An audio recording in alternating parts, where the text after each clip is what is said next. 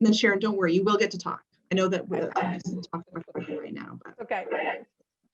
Sharon is with the Ontario Chamber of Commerce.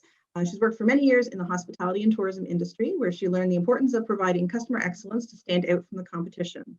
While working at an independent 4-star hotel in downtown Toronto, competing with all the big brand names, it was through providing excellent customer service that this hotel was a strong competitor within the city, despite not having the benefit of a large marketing budget like the competitors.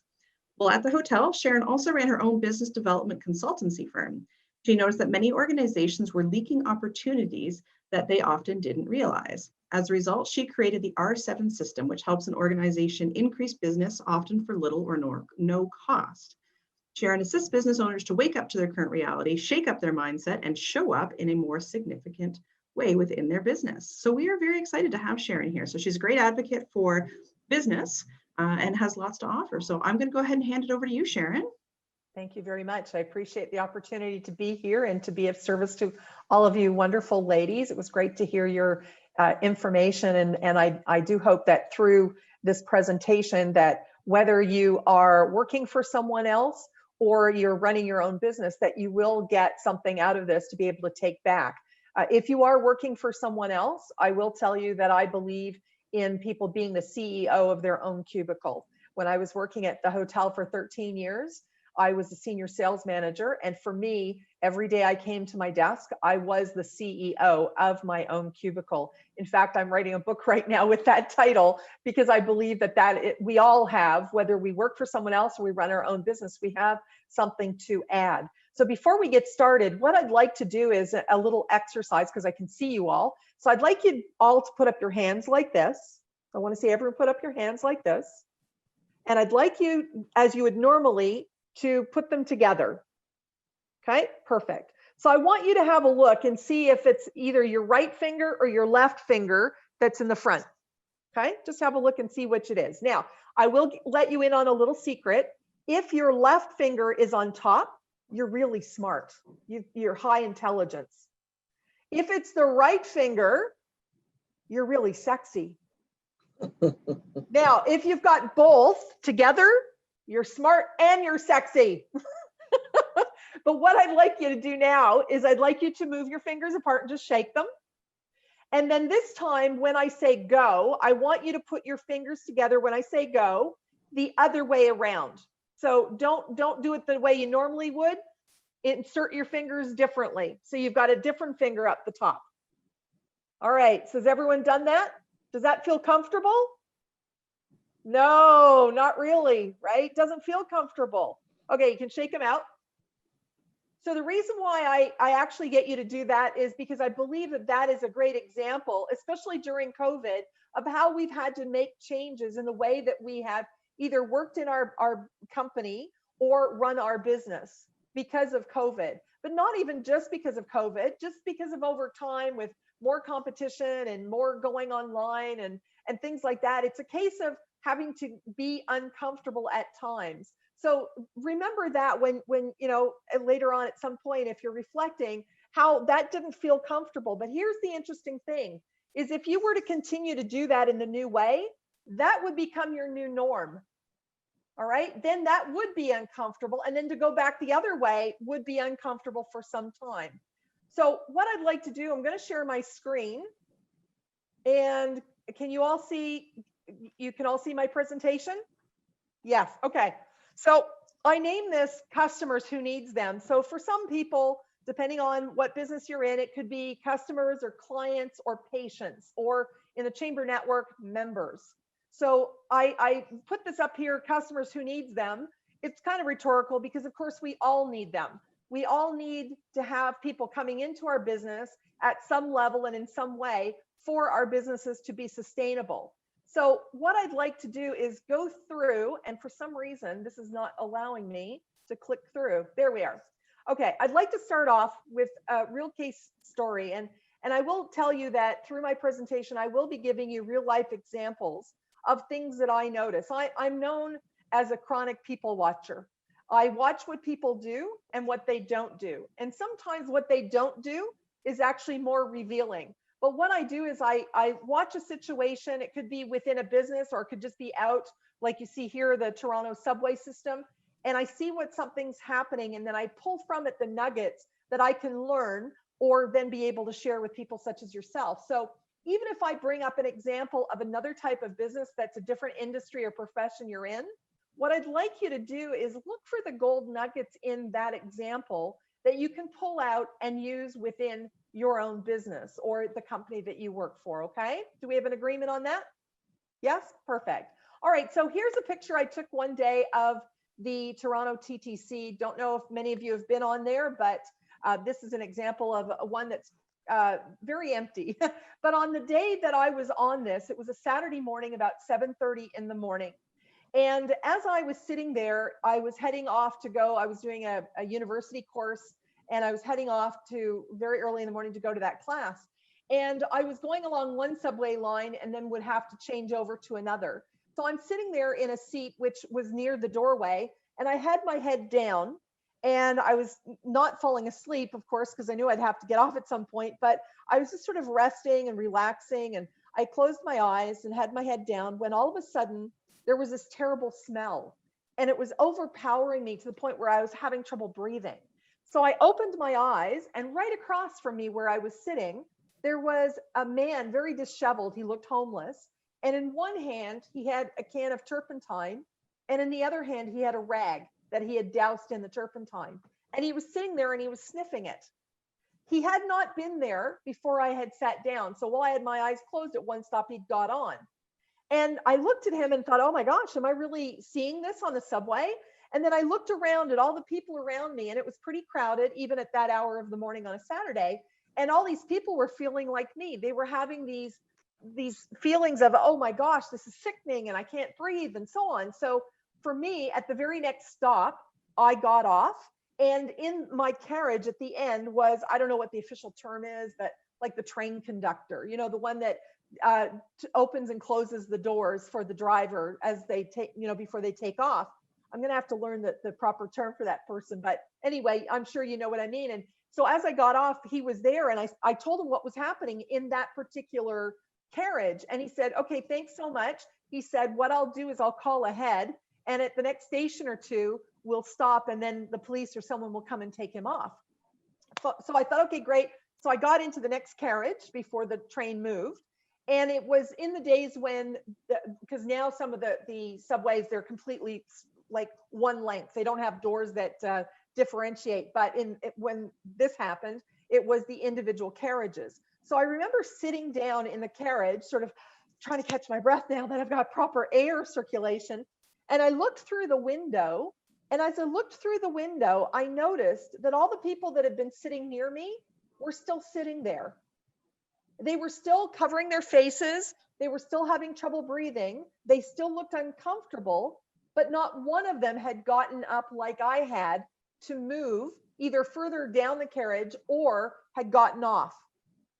And the reason why I bring this up as an example is that I wonder if you had been on the carriage that day, would you have joined me in moving because it was uncomfortable and it wasn't the right place for you to be in?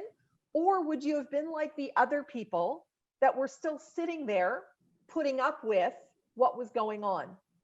So I use this at the top of my conversation with you today for you to potentially think, because of course we'll never know because you're not in that situation, but I'm asking you to think, not necessarily now, but at some point and ongoing, in fact, where in your life or your business are you doing things that are not right? They're no longer serving you or your company, but because it's always been done that way, you continue to do it. All right. So this is what we're going to be covering today. We're going to be covering the 7 different areas of a system that I created from mostly having worked at this 4-star 4-diamond hotel. Now, this particular hotel, because of the fact that it was independent, we didn't have a marketing budget. So I had to be very creative, very tenacious to be able to what we call put heads in beds every day. Because like some of your businesses, perhaps once the time is over, you can't get that back. Now, if you're selling products, you may be able to hold it for a few days. Like in the case of food, you might be able to hold it for a few days before it expires. But if say you're an accountant and you didn't book someone in that day, you don't get that time back. It's the same way in the hotel industry. If you don't put a head in the bed that night, that's lost revenue. Although many businesses don't look at it that way. They don't realize how precious that time is. And so I will tell you that in one industry alone, and I had multiple industries and territories, because I created the system after I had left full-time there, even though I was running my consulting and executive coaching firm at the same time. And I will tell you, my bosses knew about it. In fact, they encouraged it, was that in one industry, the mining industry, when I started, we had 8 clients. By the time I left, I had brought in so that we had over 120 clients. So I share that with you to show how here's a hotel that doesn't have marketing, is competing with all the big brands like the Hiltons, the Four Seasons, the Sheratons, and so on. But even just in one industry, we were able to bring in all this clientele. And then this is where I realized a lot of what I was doing, I built the system around. So why is it important to have reinvention? This is the first area we're going to talk about. So here's the important thing is if you're not getting the results you need or that you want or your employer wants, it's probably due to the fact that you're using some sort of outdated or non-effective ways to grow the business. Again, it goes back to the way it's always been done before. So I want to share with you the story of the whiteboard, I call it. So at one point I was consulting to a chiropractor, and his practice was at the bottom, or actually the ground level of a gym. So there were people going to the gym, going by his practice every single day. And so it was in September one year, and I said to him, let's call him Dr. John. So I said, Dr. John, what are you doing to re-engage the patients that came to see you in the first quarter? Are you reaching out to them? Are you emailing them? What's going on? He's like, what do you mean? I said, well, first of all, they may have come to you because they had an injury, but at the same time, because it's chiropractic, there's also a wellness component to it. So have you reached out to them to see how they're doing, or to remind them that in December, their benefits run out for the year and the clock starts again? And he said, no, Sharon, you don't get it. In my industry, we don't do that. And I thought, well, that's kind of interesting, because you've got kids that you're going to have to put through college. You've got a practice here. You're paying rent. You've got a mortgage, all these things. What does it matter if someone else in your industry isn't doing it? I'm a great advocate of just because everyone's going left doesn't mean you can't go right. So I said to him, listen, I can put together a script for your staff. I can even make some calls and they can listen, and it won't be salesy at all. It will be really coming from a place of concern for your patient, checking in on them, and just reminding them if they want to book an appointment that their benefits are running out. And he declined. He was not interested. So I had to come up with a pretty quick solution with really nothing around me. And as I sat there in his office, I noticed a whiteboard. And I asked him, do you own this whiteboard? He said, yes, I do. I said, okay, this is what I suggest, that from tomorrow on, that you have this whiteboard at the base of the stairs to the gym. So everyone coming into the gym and coming down the stairs are going to see this sign. And on this sign, you're going to have a countdown timer. And every day you're going to count down how many days, and you'll say like 76 days until your benefits run out. And then he's going to have 2 calls to action. One is book your appointment now. And then the other one is very simple. It's going to be an arrow to the reception desk. So very, very easy. So he agreed to it. And what do you think happened? As a result, he saw an increase in patients returning back to him, but also he saw new patients, because people were seeing this and realizing, oh, I've got chiropractor benefits. I have never been to one. I might just check it out. And additionally, he was sharing his practice space with, at the time, 2 massage therapists and a physiotherapist. And they all saw a result just from this one quick, easy, no-cost thing. And as it was mentioned at the beginning, many of the things in the system cost little to nothing to implement. But instead, many businesses think that they have to go and spend a lot of money to bring in new customers or keep the ones that they've got. When in fact, yes, sometimes that it will be important, to go and do things like Facebook ads and so on. But sometimes it's just easy little things. So these are the sort of things I'd like you to think of in your business, of what are some things that you can be doing that are going to cost nothing or very little to actually do, in this case, to reinvent your business. This is something I'd like you to write down if you have a paper and a pen handy. It's called the Whiffam Principle. I wish I'd thought of it. I didn't, but I'm a total advocate of it. If you haven't heard it before, the Whiffam Principle, W-I-I-F-M, stands for what's in it for me. Now, when I say that, it's not about you. It's about, we'll use the word customer in this case. So for some of you, it might be client or patient or member, but we're just going to use customer. So what's in it for the customer to do business with you? What's in it for them to choose you over someone else? What's in it for them to pay you money for a service or a product? So if in everything you do, in every interaction within your organization, so if you're a solopreneur, it's just you. If you're running a larger company, it's everyone in the company. It's what's in it for me. Even if you are sitting at a desk of a large company thinking there's nothing that I can do for the customer, every interaction, even with your colleagues, because they're technically your customers. Most people don't think of it that way, but they are. So if you look at this from the Whiffam Principle, I guarantee you that you'll start to see little shifts and think of things that you could be doing differently, whether it be messaging on your website, or if you're going to networking events, talking about what's in it for them is more about what's in it for them to do business with you. I actually was a member of the Toronto Region Board of Trade for just about 2 years. And I was a great advocate of the Board of Trade. In fact, I referred somewhere between 40 and 50 new members that were, well, I don't know if they all became members, but they were definitely interested, because I made it about, I belong to the Toronto Region Board of Trade, and I thought of each of those businesses, what's in it for them to become a member. And so when I talked to them about possibly joining, I slanted it for that reason. I wasn't being paid to do that. I was doing it because I saw such great value in becoming a member of the Board of Trade. So this is something always to remember. Here, another question to ask yourself: what's your why?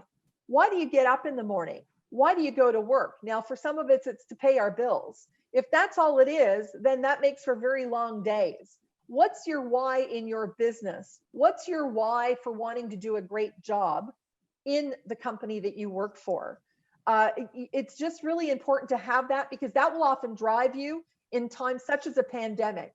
For me, in the role that I'm in with the Ontario Chamber of Commerce, I get to help chambers. We have 139 members across the province, be it a Board of Trade or a Chamber of Commerce. I get to help them be able to be of better service to their members. I get to do things like this, or podcasts, or do website critiques for them so that they can get their message to potential members to join. So always look at what your why is. And also really important to stay relevant. That's how you're going to continue not only to get new customers, but to keep the ones that you've got. So think of this: how do you show your relevance?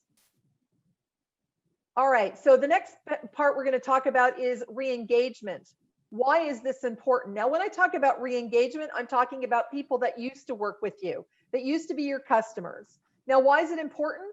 It's so important because it's the hardest and most expensive thing in acquiring new customers, and people forget that. So if you've had somebody that previously was a customer of yours, first of all, why did they leave? Now, I will tell you that many businesses are too afraid to ask. They're afraid of hearing what they didn't do right. Whatever reason that is, I don't want to just put it under ego. It could just be because we've never done this before, or we're afraid of the answer. But think of this: if you found out why someone is no longer your customer, they may not come back to you, which is fine. So I always say, don't be attached when you're trying to re-engage your past customers, but they may give you some insights to things that you could have done a little bit differently that will help you prevent losing the customers you currently have, as well as how to get new customers and get them to stay. So I will share with you that I had gone to a medical practitioner, and their receptionist was really cranky.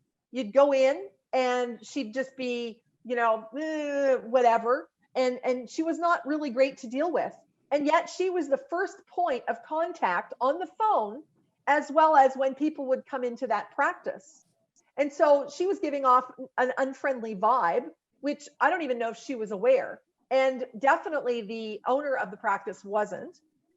In fact, it was several patients sitting near where I was. They were all commenting about how unpleasant she is and how they don't really like to go in. So by getting feedback from your past customers, you can potentially re-engage them to come back to you. So they could have said, well, you didn't have this product before. And you can go, oh, well, actually we do now. And you could even say, let me send you a free sample, or let me connect you with whoever it is that they need to be dealing with. So there's always a way to re-engage these people. Again, I stress, not everyone's going to come back to you, but it's an opportunity for you to go on a bit of a field mission to find out why they left and what you can do differently in moving forward. Here's a question that most people, even large businesses, sometimes do not know. They don't know the acquisition cost for a new customer. I was talking to a business coach once who had been working with a digital marketing agency, and he was spending $3,000 a month on Facebook ads. $2,000 of it was going towards the digital agency. Fair enough, they're doing the work, and $1,000 was being spent on the ads. So I asked him, what customer type are they going after? Like, have you told them who your best customer is, what age, what group, that, or where they live, or anything like that? And he didn't know. He had been spending $3,000 for 4 months, and he had never even gotten an inquiry, let alone a new customer. So for him, his acquisition cost was going to probably be really expensive, because say in the 5th month he got a customer and they were paying him maybe $600 a month. His acquisition cost over those 4 months was $12,000. That's really expensive.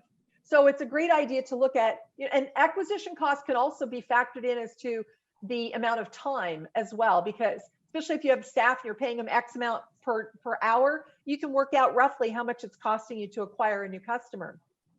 The other part is, what is the lifetime value of your customer?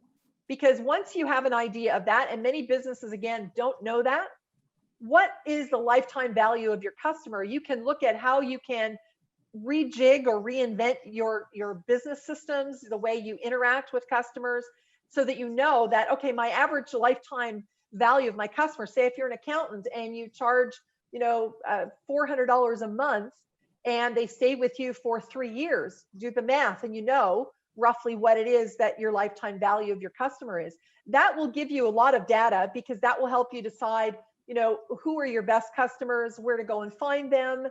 You'll know then, and we're going to talk about this in a bit, if you can do a referral program to get other people to drive business to you, and that way you know how much you can spend. And then different kinds of metrics here. What sort of steps do you take to find out why the customer left, as I said earlier? Next part, and I know we're going through it very fast because I know we've only got a certain amount of time, and I'd like to go through these 7 steps so that at the end, if you have any specific questions, I can answer them.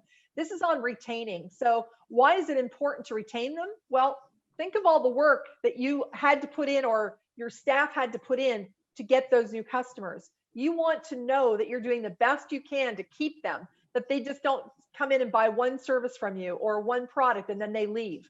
For me at the hotel, I needed to know how long the average corporate client was going to stay with me, so that we could then also work out what rates we were going to offer them on a yearly basis. But then also I would work on, what can I do for that customer, for that experience? And even in the mining industry, as I told you, the big shift, I went from 8 to over 120. I would often have CEOs and chairmen of the companies, after they'd checked in, to come to the 2nd floor where our sales department was in a corner, just to say, thank you so much for looking after our staff.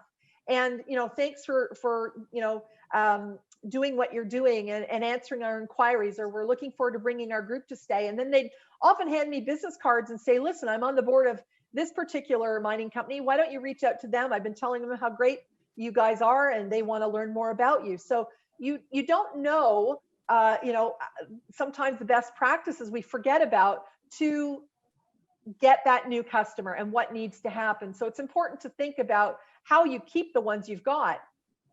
So here is a question that I think is so important, even especially during COVID.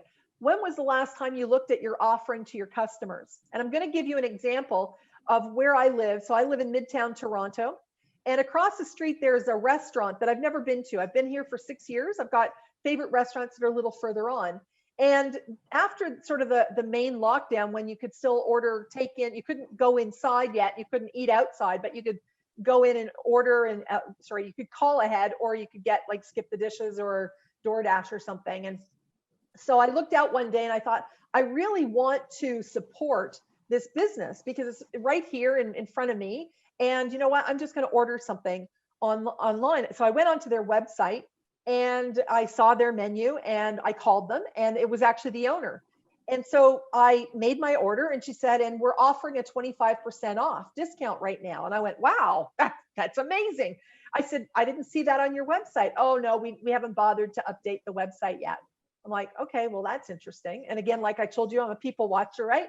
So I go across the street to pick it up, and I don't see any signage except far over in a corner. There's a little sign, a little board, which is actually against their door that you can't see from the street. And it says 25% off on the top corner of it. And I thought, man, they're losing an opportunity. 25% off, especially these days, that's pretty significant. So I said to the lady, you know, I didn't know that you were offering 25% off.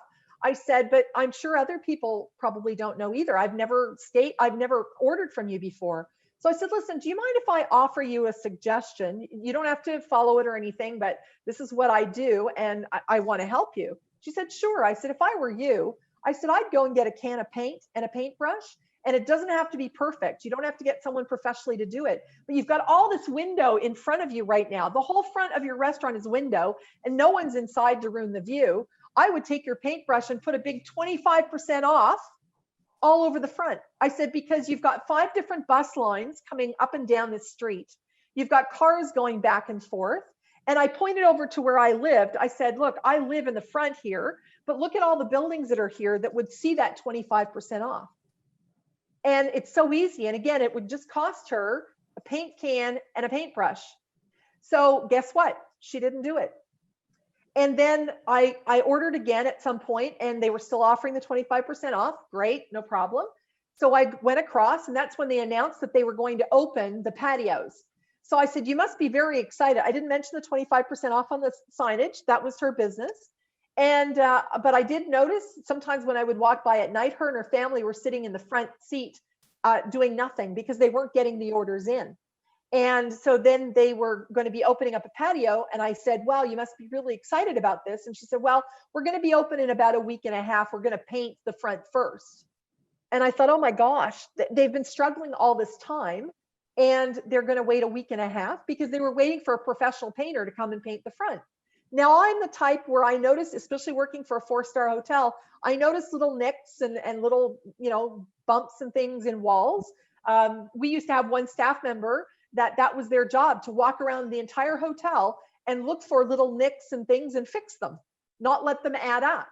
And I thought, there's nothing wrong with the front of her restaurant. Why is she wasting a week and a half to open up? And even then, when they did open, they only had 6 tables and 4 of those tables could only fit 2 people. But this was the more concerning thing for me, was that because they were taking a week and a half, their regulars who had been in lockdown of not being able to go out and sit at a patio would have been probably going to other restaurants that were open. So she didn't look at what her offering was. So they were open. So I called again and I made an order, and I said, I made the order and there was no discount. I went, oh, you're not offering the discount now? And she said, no, we've got the patio open now, so we're not offering the discount. And I thought, what a wasted opportunity. Because if she had still been offering the discount to those that wanted to come and pick up, she's already paying 20 to 30% for these delivery apps. And in these delivery apps, you can order from any restaurant. But if she was offering it direct to the consumer, she is creating a great opportunity for that consumer to be able to be her best customers. So I ask you, when was the last time you looked at what you were offering your customers? Now, refer and reward, I'm really big into this. Anyone that knows me, I'm really big. And it's important because you want to create raving fans. Whatever type of business you are in, I've yet to find a business that can't set up some sort of referral and reward system. This is so important for you. Now, you want your customers to look for ways to refer new members, new customers, clients, whatever it is to you, even if it's a restaurant. Imagine if, for instance, think of a Starbucks card and think of a Tim Hortons card. Many of us probably on this call have one. And you know that you're gaining rewards for going back to them. So we're splitting this off from refer and reward to just a reward system. But think of in your businesses where you could be referring business. So for me, especially in the time that I've run my consultancy firm, I've referred, depending on the business I was working with, I would refer out to different other businesses that I'd vetted, that I was sure for my reputation that I could do so, but I would also reward people. So as an example, I got, when I was working for myself before I was at the OCC, someone I knew from a networking event, they had done an introduction for me to Bell Canada to speak to their group. And when I negotiated my fee, I then gave a portion of my fee to that person as a thank you. Now, they're not a speakers bureau, so I didn't have to do that, but I wanted to show my appreciation to do that. Sometimes people say, Sharon, you don't understand. I can't afford to reward people when they refer people to me because I don't charge a lot or my business isn't doing well. Well, just think of it this way. If, as an example, you're a business that, well, just easy math. Let's say you charge $250 for a product or a service, and someone refers someone to you and they spend the $250. If you give them, we'll just say a Starbucks card as an example. If you give them a $25 Starbucks card, they're still getting $225 that they didn't have to go and get on their own. And the person that referred them to you just are so appreciative of the little Starbucks card that you gave them. So every time they go and use it until it's spent out, they're remembering potentially that you appreciated them, even on a subconscious basis. So they're looking for ways potentially to refer business to you. So here's a quick example. I'm very cautious of the time here. Here's an example. I had a client who was a consulting client who was a mortgage broker. And I asked him, who are your best customers? And he said, well, or referring partners, I should say. And he said, well, they're typically men between, say, 45, 55 high net worth individuals. But his company would not let him be able to reward them monetarily. So I suggested that he go to a car dealership, a high-end car dealership, and speak to the person that runs the car dealership and say, listen, why don't we work together? I can bring in my people. They can do test drives of your car. So whether it be here, we've got BMW, but it could be Lexus, Audi, whatever it is. And then they'll be appreciated for, the business that I've got from them as a thank you. And you'll get the opportunity to have a bum in your seat of a car and potentially get a new customer. And so this is what he ended up by doing. I had another woman who was, and this is Sephora, and we've all got women on here. So I'm sure many of you, if not all of you, are familiar with Sephora and the fact that they love to have people sit in those red chairs and put makeup on them potentially to sell. So I was talking to someone who was a financial planner. She was 29 years old. So she was one of my consulting clients. And her typical referring partner was a young woman who had just finished college or university that smartly was starting to invest. And so I suggested she go to somewhere like Sephora, who would love the opportunity to get maybe 5 or 6 women in to be able to sit down. They're all having a nice evening together, but now they're trying on Sephora products. They may never have even been in the store before. And chances are Sephora is going to make some sales. So this is what she did. And it was a great evening. Now, you may be in a profession where you go, Sharon, we're not allowed to do this. For instance, I think there was a lawyer or so on the call, if I'm not mistaken. I've consulted to law firms where, again, because of the Canadian bar and the Ontario bar regulations, are not able to do that.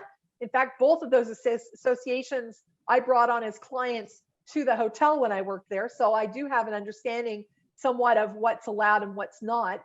But I said to the law firm that I was working with, the one that's downtown Toronto, I said, so you're not paying them, you're not giving them anything. What you're going to do is you're going to have an evening event where you bring in some food, you have a little bar set up, or you can just do mocktails. And you're going to be bringing in your people that are very appreciative of all that you have to offer, that you've, that you're showing your appreciation for all the referrals. And you're introducing them to other people potentially so that they can do business. So they now do that as part of their operations to thank their referral partners. So here's the replenish part. So I'll quickly go through this. Replenish is really about bringing in new customers. And this is looking at how do you onboard your customers? Do you have some sort of system in place? So things like welcome packages. Even if you're an accountant, you can put together some sort of welcome package. It could be some books that you really think are great books on how to manage a company or leadership or anything like that. You could do things like a welcome phone call. So if you have someone higher up in your company, you could have them, if they're a vice president and you're in sales for the company, you could have them call the new customer and welcome them. Periodic check-ins. One of the last ones is your relationships. Building the relationships, so important. It helps you to maintain a high level of customers in your business. I can tell you, I've been to so many networking events in the past, and I've met so many people that often never follow up with me. I'm one of these people that I follow up within a day or two, and I say, listen, can we make a call for about 30 minutes so I can learn more about your business? And I will tell you that if you had to guess how many people that I make that phone call to, so if I said, hey, Christy, we met at XYZ event, like the other night, I'd like to, set up a time with you on your calendar to have a conversation with you to find out more about your business. So in case I can refer business to you, you'd be surprised to know that 100% of those people that I've reached out in that way have agreed to a phone call and we've made an appointment. And then I spend about 25 minutes of that call asking them questions. I have an Excel spreadsheet that I would fill out, asking them questions about their business, even like, why did you get into that profession or that business? What are your biggest pain points? What sort of services or products would be ideal for you? What's your ideal customer in case I can refer people? And then I would spend the last 5 minutes saying, may I share with you what I do? And the conversations were always well received as far as I could tell, because I was making it about them. And remember back to the Whiffam Principle. So how to maintain great relationships. Here's some ideas for you to consider. Oops, sorry, go back there quickly. So you want to keep in touch by various means. You can also ask your customer, what's the best way to keep in touch with you? Because sometimes that's the best way. Sometimes they prefer text, or they prefer a call, or for you to drop in.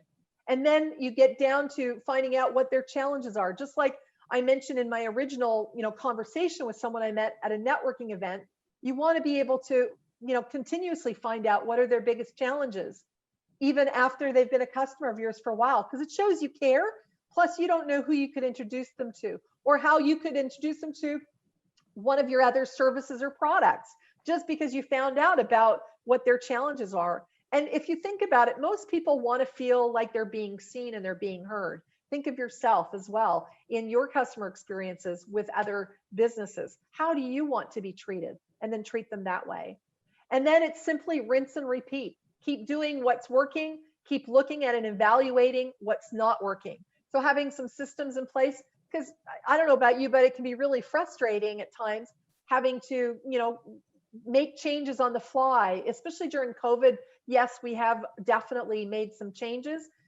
We've had to look at how we're doing business. The important thing too, again, is, look at what your competitors are doing, but not only your competitors, other businesses, see what they're doing as well, so that you can look at best practices. When I first became an executive coach, I went through hundreds, and as a professional speaker, hundreds of websites, not only though of speakers and coaches, but of other businesses. I went to Hudson Bay and looked at their website. I went to, Canadian Tire, looked at their website to sort of see best practices overall. I think sometimes we get caught up in what everyone else is doing in our industry, and we don't learn the best practices of what other people are doing. If you go back to the example I gave of the restaurant, if she had continued to give that 25% off, she would have been assured of potentially having her regular customers keep coming back directly to her, not going onto an app and looking at different restaurants. If she had not worried about, making sure that the front of her place was painted, she would have been able to fill those 6 tables right away and potentially not lost some past patrons that used to come to her quite a lot, because now they found another restaurant and went, oh, I like what they're doing. I will tell you, she now offers 15% off, but again, it's written very tiny, and very rarely do they ever put it on the street level for people to see. So just something for you to consider. So here you want to ask yourself, do you want to be average, or do you want to be the best at what you do? And yes, it will take some work. And sometimes it's on mindset, which is exactly why I asked you to put your hands together at the very top of the call to look at, what is it that's making you uncomfortable? So having said that, I would like to turn this time over to any questions that you might have.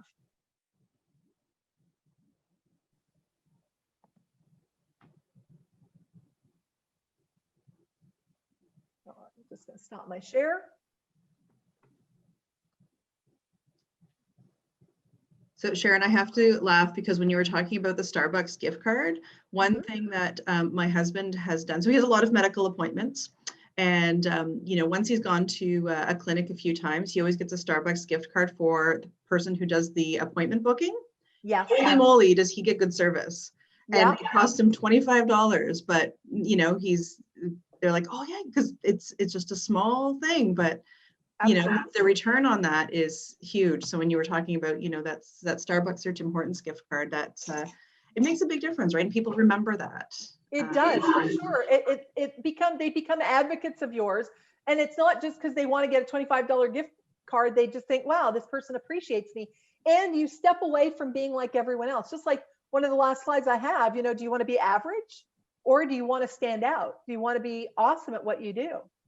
Mm-hmm. Anyone else have a question or a comment?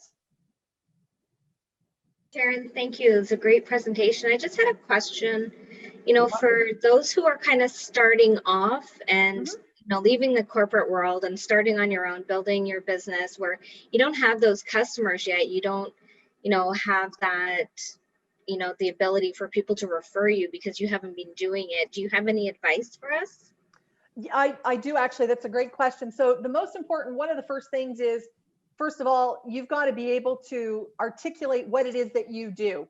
What is your promise? We always have the USP, unique selling proposition. To me, yes, that's a standard word that's used, but I think that, look at what your promise is, that it's easily articulated. So if someone said, what is it that you do? You can tell them what you do, but not so much like, oh, I'm a business coach. In my case, I say, I help people wake up, shake up, and show up. Wake up to their current reality, shake up their mindset, and help them show up more fully in their business and life. Okay, so that's my mantra. And I came up with that because I had to look at, well, what is it I really do? And that's what hopefully I did for some of you today, was help you wake up to what's going on in your business, shake up your mindset a little bit, and help you show up now differently. Now, if you're just starting off a business, one of the things you want to do, you probably got a website. You want to go back and have a look at that website and see, is it all about you, or is it about the customer and what your promise is for them? Because a lot of times we look at websites and it tells all about, oh, I do this and I do that, and this is blah, blah, blah. But what you want to do is you want to make it about them. Think of what their pain points are, folks. What is their biggest frustration? What are their biggest challenges? And then show them in, whether it's a phone call, printed material, or it's on your website, what is it about you and your business that is the answer to at least one of their pain points, to the point where they're going to have a conversation with you. And then in your case that you don't have any customers right now, remind me, what was your business again? It was HR, right? Okay. So think of it this way. There's lots of small businesses out there that probably have lots of questions, because I know, because working at the OCC, I would get like lots of questions and emails coming through from businesses with all the different regulations that are out there, all the changes that, like for instance, what Doug Ford announced yesterday, there's a lot of confusion on what does that mean. So think of yourself as the go-to COVID person, as an example, that you keep up to date on what's going on so that you can help some of these smaller businesses, because I think you had mentioned small business, if I'm not mistaken, in your introduction, that you can say, I help small businesses like you be able to whatever that pain point is. And right now it could be navigating all the changes that are going on within the government, the different levels of governments, so that they understand what they can and can't do in their business, or what they should or should not be prepared for, right? And sometimes it's about cold calling. Now, here's the thing. I will tell you that before I went to the hotel, I'd been in the hospitality and tourism industry and had never done sales. And I remember sitting there the first day having to make cold calls. And I thought, oh my gosh, I've never sold. Actually, I get goosebumps as I'm telling you this.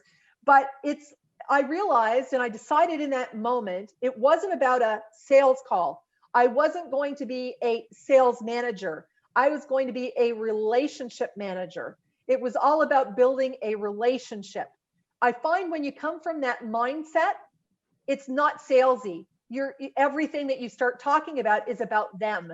But so many people I talk to in business, even in my role here, let alone consulting, everyone's like, oh, I don't want to be too salesy. Like that chiropractor, he didn't want his staff members to call past patients, where he was like, that we don't do that. Well, why? Oh, it's too salesy. I said, why did you get into chiropractic? Because I wanted to help people. Duh, exactly. You want to help people. So what you're doing is you're checking in on them, or your staff are checking in on your behalf. And what they're doing is reminding them that their benefits are running out. It's not about you getting the appointments. You're saying, and just a reminder, there's only 76 days to the end of the year.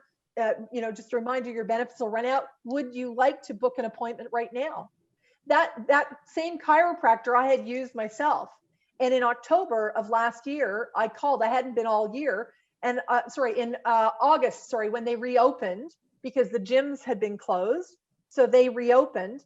Their staff member called me to say, oh, just to let you know, Dr. Mike is now open. I went, oh, great, thanks a lot. And I waited and there was nothing. She said, okay, thanks a lot, bye.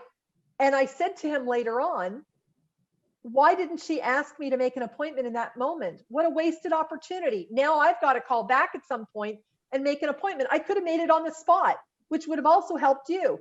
I talked to him in October when I did finally go for an appointment, and he had to let staff go. Now the gyms were closed. He had made an arrangement with the gym to lock off their spot, but they hadn't even sent out notifications to people that they were still seeing their patients. So people that had been there would realize, oh, in the beginning they were shut because the gym was shut, but they didn't know. So they were losing an opportunity because he and his staff were not communicating. So does that answer your question? Yes. Do you have a follow-up question to that? No, that's great. I feel like I'm Doug Ford, a follow-up question. Great, thank you. Yes, Lorraine. I have to say everything you're saying is resonating, and I keep nodding my head because I have a hospitality background myself, and I too worked at the Sheridan Center. One of my competitors. I used to kill you guys. Yeah. And one thing that I guess hospitality, when you go through all your training, and I went to Ryerson for hotel management. Yep. But customer service, you have one opportunity. If you have staff that are client facing, you have one opportunity to make that first impression, and it's hard to get them back if that first impression, like you were talking about, that person, that receptionist, she was not very welcoming and whatnot. One of the incidents in my career, my hospitality career, when I was at the Sheridan Center, I was at the signature desk, so all your platinum guests and whatnot. Mm-hmm. And this gentleman walked up and said, excuse me, is there a tailor around? And I said, what can I help you with? He goes, I lost a button on my suit. It was a double-breasted suit. I'm already sizing him up, and I'm like, that button looks like the button on my jacket, of my uniform jacket. I said, not to worry. I said, can you leave me the jacket with me for about 10 minutes? I cut the button off my uniform jacket and I sewed it on his jacket. He came back after 10 minutes. He goes, how did you do that? I said, well, I just, don't worry about it. I said, I took care of it for you. I find out later that that gentleman was Mr. Gagnon of Gagnon Chocolate. Wow. I didn't do it. I didn't know who he was. Exactly. Didn't know who he was, but he was absolutely floored. And it was a double-breasted jacket. So, you know, if one button is missing, it's sagging. Exactly. And to your point, so I want to share sort of one kind of last thought on the way I look at things. So I want to talk about what I believe customer excellence is. So I believe there's 3 levels of customer service that I've found. And in fact, how I got started in professional speaking was I would be asked by associations and groups to come in and talk about customer service because I worked for Qantas Airways, which was known as one of the most highly regarded airlines. When I was living in Australia, I had worked for travel companies, hotel, the whole thing. And customer service really is what keeps us going. So I have 3 classifications in my mind of what customer service is. And it starts off, and I'll explain what it is in a moment, but so you might want to write this down. Customer service, the next level is customer care, and then customer excellence. Another book I'm going to be writing on customer excellence. I've got all these book ideas. I actually have one that's almost ready to go, but just because I want to get the message out there. So the 3 steps in my mind, I'm not saying everyone adheres to this, but this is the way I look at it. Customer service to me. Now I want you to think of when you've gone into a grocery store. So you've all gone, how many of you have gone to a grocery store? Yes, all of you, right? You go to a grocery store, you're looking for a certain product. You go up to a clerk and you go, can you tell me where I can find XYZ product? And they look at you and they go, oh yeah, it's over in aisle 7. That's customer service. If the person stops what they're doing and they walk you to the top of aisle 7 and go, oh, it's down in the back on the left-hand side, that's customer care. That's kind of going a little bit further. Customer excellence. I want you, who can tell me what you think customer excellence is in this example? When they actually take you right to the product where it is. Yes, absolutely. And I'll give a shout out to Longo's for doing that. Yeah. Consistently. Yep. There are certain stores, even if they belong to the same chain, not everyone does it. That's the way they train their staff. And so I give that example because we can all look at, are we just customer service? Do we offer customer care in our office or our organization, or are we at the customer excellence level? And then you get to decide what each of those levels are in your mind, but it's your customer that gets to decide at what level you're playing, right? So that's an important consideration. So any other questions or comments? Stage of fit, yeah. Just a comment from me. I'd like to thank you very much, Sharon, for the presentation. Exceptionally valuable and a lot of takeaways for me. As I introduced myself, I think I sounded confused around who I am and what I'm doing. I said freelancer, consultant, and that's because I started out on a particular path in terms of how I wanted to position myself, but I feel that path is changing. In terms of my service offering. So this were really some good nuggets for me to just take a step back and regroup to be crystal clear. So thank you. Excellent. You're welcome. And you mentioned about, you say you're a freelancer. The challenge always too is in whatever industry we're in, using euphemisms that we're familiar with, but the customer isn't. Right. So as an example, I know that, if someone says freelancer, because I've used a lot of freelancers in my time, I think of them as a business owner. So sometimes it's a mindset shift. It's how you look at yourself. Right. So you're looking at what your value is, that yes, you could be an HR consultant, but then how are you different than an HR consultant? So give you an example, my consulting firm would be around business development. So my customers, my clients, because I could think of things on the spot, just like for instance, that the whiteboard for the chiropractor, and then the restaurant putting it up with paint on a wall, on their window and so on. They call me the business development ninja. So I've trademarked that. And then when I introduced myself then as a business development ninja, people would then go, oh, what does that mean? But if I said I was a business consultant or a business development consultant, which puts me in a different kind of piece, people are like, oh yeah, okay, whatever. But because I'm able to intrigue them a little, that's when they go, oh, well, what does that mean? And then I can give them examples of things like the chiropractor example or, anything else. So it's always in the way that we represent ourselves, but I find that it comes down to our sense of self, first of all, of how we are looking at ourselves, what we believe we have to offer, but also how we can differentiate ourselves. In the case of the chiropractor, as an example, he is in an area where within a 3 to 4 block radius, there's a total of 23 chiropractors. Right? So and that's a brick and mortar place. Many of us are working more digitally, or, even outside of COVID, we don't necessarily have, people walking into our brick and mortar shop. So it's how do we stand out differently and in that difference, tell people what you do. So when I say, you know, I am the business development ninja, it's like, oh, what does that mean? Because they're thinking ninja, you know, sort of thing. And then I get a chance to explain to them what that means, and it creates a bit more of a conversation. And then in their mind, they're starting to think, is this something I could use, or do I know somebody who could use this? Anyone else? What's your biggest pain points? And maybe something that you picked up while I went through the different 7 steps. Maybe if one of you share, you know, a piece that you got some value out of, it might actually help someone else here as well catch something. My takeaway from you is returning customer. I had a customer in 2019 for a year. They had a new general manager, and he came in and he said to the CEOs of the company that you're going to need a cleaner, you know, a professional cleaner, in order to get business, because I think that was one of. Oh, you've just stopped. Of their biggest downfall their year. Unfortunately, the general manager got a new job closer to where he stay. So you know, when he left, they let me go. They call me, they call me back at the end of 2020. Wanted to get me busy, you know, to come back to do cleaning, but they wanted me to come back at the same price. Mm-hmm.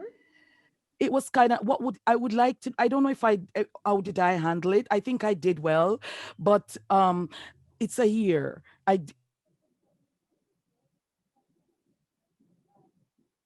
Keeps coming in and out. In December.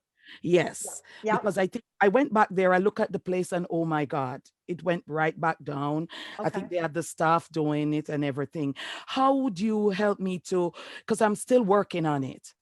So working on it as in you haven't made an agreement with them? No, because, you know, I did revisit the proposal.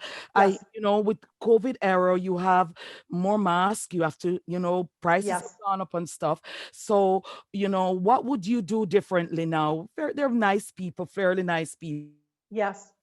So here's what I would take, and I don't know about all of you, but I think that big industry, but so Jacqueline, you keep coming in and out for me. I don't know if she's doing the same for some of you.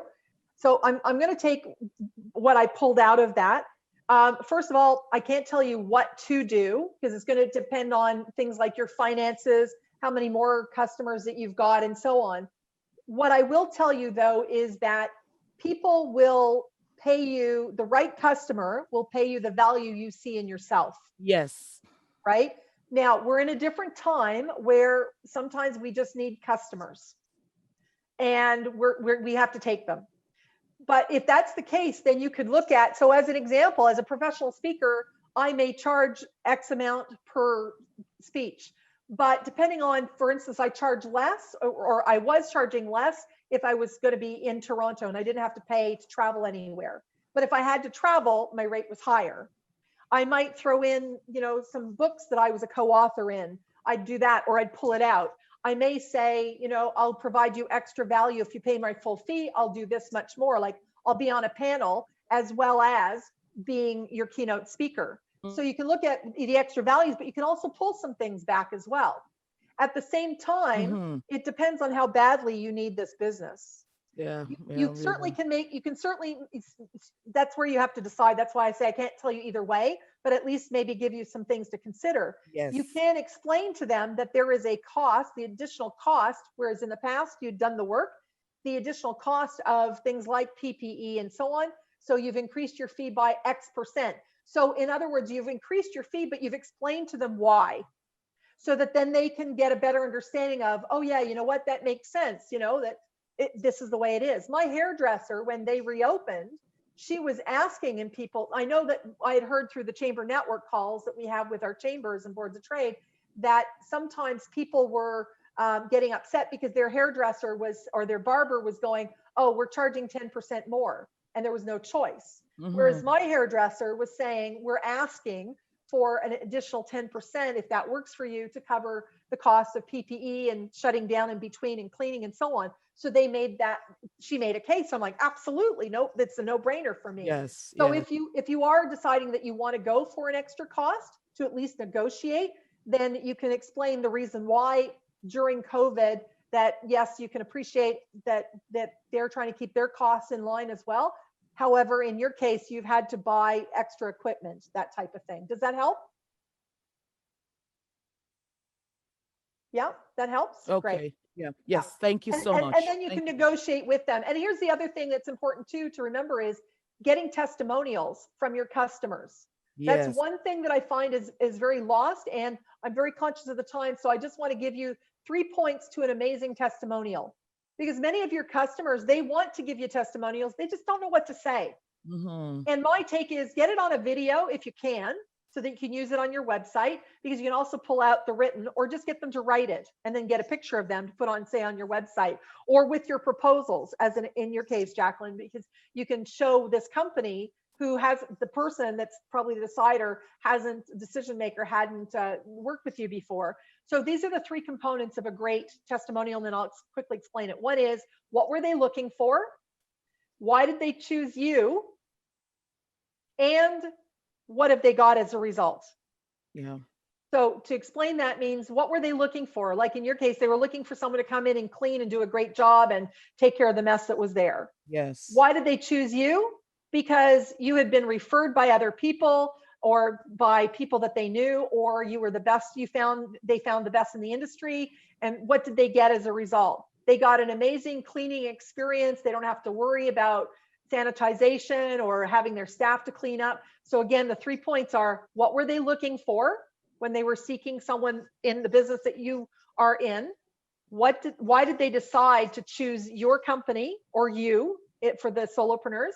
And what did they get as a result? Yes. By far, this is the best way to get a testimonial, because it helps them, but it also helps you, and it gives social proof to anyone else that's going to be asking those 3 questions. Like, why should I choose you? This is what I'm looking for, but why should I choose you? Oh, there's someone okay, they're not in the same industry as me, but this is what they got as a result. Okay. Okay. Thank you. Thanks a lot. I'm going to total shameless plug right here. And I know this Justina was writing down when you were talking about testimonials, because we collect them on behalf of the Board of Trade, because you guys are all my customers. So yeah, I will, and we are collecting testimonials for our website and our promo materials. So that's a great time. So thank you, Sharon. It was almost like we planned that. You're welcome. You're welcome. You're Unless right. anyone has anything to say, I leave it over to you, because I want to be cognizant of your time. Yeah, and I want to say thank you, because I think that there's some food for thought in there, and I certainly took away some, little nuggets as well. And I think about, Masha, who's, starting to sort of build up that customer service reputation. What the benefit of what you're doing, Masha, is you don't have, for us, we've got 134 years of, oh, I already dealt with them. You don't have that negativity to bring with you. I think of poor Kate, who's got, hundreds of years of lawyer jokes that she has to overcome when she introduces herself as a lawyer. You don't have to worry about that. No, and in fact, she doesn't have to introduce herself as a lawyer. That's just the way she does it. She could actually be saying this, I blah, blah, blah. I help people eradicate this, or I help people understand this. And I happen to do that as a lawyer type of thing. I'm not saying that that's the perfect way to explain it, but you can be very creative. Yeah. So some good info there for sure. I do want to be conscious of everybody's time as well. I know we have sort of a 10:30 stop. It's good. We're going to have you back again, Sharon. Don't worry. I do want to give Holly a chance to introduce herself, because she did join us a little bit late and didn't have a chance for an intro. And let's see, after hearing this now, Holly has like a really creative way of telling us what she does. No pressure. No pressure, right? No pressure. Holly. And I think I'm really dark. I was trying to give yeah. a beautiful backdrop of the Nice. lake behind me. Very nice. It's almost like my office wall. Almost. Yeah. I do apologize for being late. I actually was stuck on the phone there with some clients, but yeah, I help families. I'm trying to be creative here. Normally I would just say a simple line, but yeah, no, I help families move. I help families reinvest in their future through real estate. And yeah, I've been in Brampton for about, 27 years and selling real estate in Brampton for the last 18, going on 19. And I'm so glad to be here and to have you guys part of this group here. And Sharon, that was amazing. I definitely love to, you know, give people input as well as to how to better their business and you know, come up with ideas. And so I'm just watching you in awe. So that was really, really good. Thank you. Great. And actually you did a great job at the introduction, the way you explained it. Most definitely that's something that I would consider keeping or building upon. And I wouldn't pick on you, Holly, if I didn't know you could take the pressure. So what I want to do is, I want to be respectful of our time of 10:30. So I do want to say thank you to Sharon for joining us today and for that info. We did record this, so we're going to take the presentation, make sure it's available online. And Sharon, if you can send me your slides, I will make sure that those are available to everyone as well. Other than that, I have a couple of dates I want to mark on your calendars, please. Our next Connectwork meeting is February 10th. And I think based on our last meeting in November, where we didn't have a speaker, but we more sort of engaged in discussion, I'm going to look at almost an every other month, sort of 1 month a speaker, 1 month more sort of internal discussion, and alternating it that way. So if you have any thoughts on that, feel free to send me an email and let me know. So February 10th is the day after, of course, February 9th, and February 9th is our State of the City address. So normally, I have 430 of my closest friends join me for lunch with the mayor and our board chair. We're going to do that virtually this year. Oh, she brought her dog. Love it. So normally we do that in person. Obviously, we're going to do it virtually. I did see Amisha come and join us really quickly. She's from the Food Quotient. So included in the State of the City ticket is going to be a gift card to a local restaurant, one of the options being the Food Quotient. So February 9th, mark your dates for that one. And then the other one I mentioned at the very beginning was Inspire, and that is March 3rd. And that was our last in-person event that we held at Bebop before everything shut down and everyone